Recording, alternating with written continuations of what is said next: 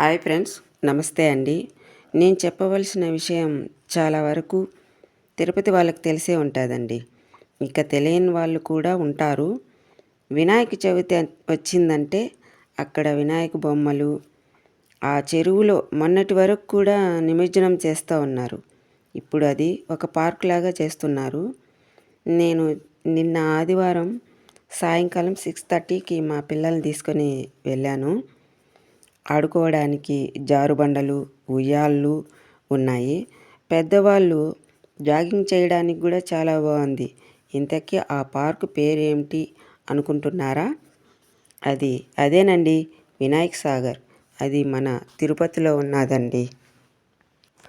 ఆ పార్కులో పనుల నిర్మాణం అయితే ఇంకా జరగవలసి ఉన్నది. ఇప్పుడు ప్రస్తుతానికి జరుగుతూ ఉంది కూడా. ఇంకా వాటర్ ఫాల్స్ ఇవన్నీ సమ్మర్కి రెడీ అవుతుంది. ఇంకా పార్కు అప్పుడు ఇంకా చాలా చూడటానికి చాలా బాగుంటుంది.